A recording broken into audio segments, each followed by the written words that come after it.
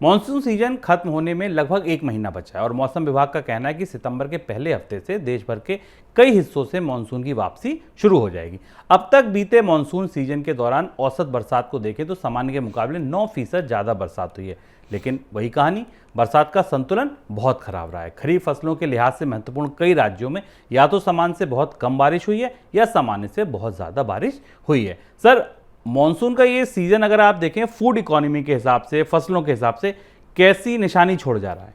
इस बार का मानसून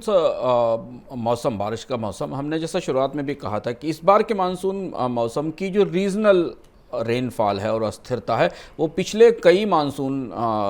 के सीज़न के मौसम की तुलना में काफ़ी अजीबोगरीब है और जिसका असर हमें पूरी खाद्य अर्थव्यवस्था पर दिखाई दिया है। मोटी चीज़ें जो हमें दिखाई दे रही हैं, जिन्हें हम बाद में आंकड़ों से समझने की कोशिश करते हैं, वो दिखता है कि देश के एक बड़े हिस्से में सूखा और एक देश के एक बड़े हिस्से में बाढ़ है। खासतौर पर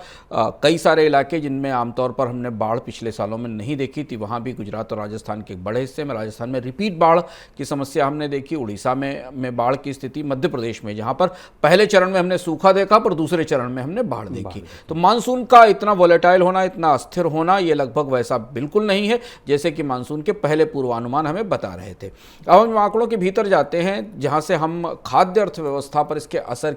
को समझ सकते हैं, तो हमें दिखाई देता है कि उत्तर प्रदेश और मणिपुर जैसे उत्तर प्रदेश और मणिपुर यहाँ करीब 44% का डेफिसिट है रेनफॉल में। बिहार 41% डेफिसिट के साथ है, दिल्ली 28% है, त्रिपुरा और झारखंड 26% डेफिसिट के साथ है। यानी वो प्रमुख राज्य जहां सामान्य से 20% से ज़्यादा बारिश हुई है, वो धान की दृष्टि से और खेती की दृष्टि से महत्वपूर्ण राज्य हैं। यानी खाद्य अर्थव्यवस्था को जो आपूर्ति मिलनी थी फसलों से, वो इस बार इन राज्यों से नहीं मिलेगी। जबकि कई ऐसे राज्य हैं जहां पहले शुरुआत में बुआई अच्छी हुई लेकिन बाद में बाढ़ ने खड़ी फसलों को तबाह किया है या बाढ़ के कारण वहां पर असर पड़ा है। और इसीलिए इस साल के आंकड़े हम लगातार मनी सेंट्रल में बता रहे हैं कि इस बार खरीफ के सोइंग के आंकड़े भी कम है और उसमें भी खासतौर पर पैडी यानी धान और दलहन इनकी बुवाई पिछले साल से कम रही है।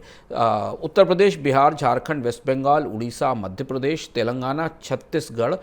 इन सारे राज्यों में धान की बुवाई पिछले साल से कम हुई है। बिल्कुल, और ये एक बड़ी समस्या, एक बड़ा संकट बन के सामने आ सकता है, क्योंकि गेहूं पर हम पहले से देख रहे हैं संघर्ष कर रही है सरकार, संघर्ष कर रहे हैं हम सब, और चावल में भी ऐसी स्थिति बनती दिख सकती है।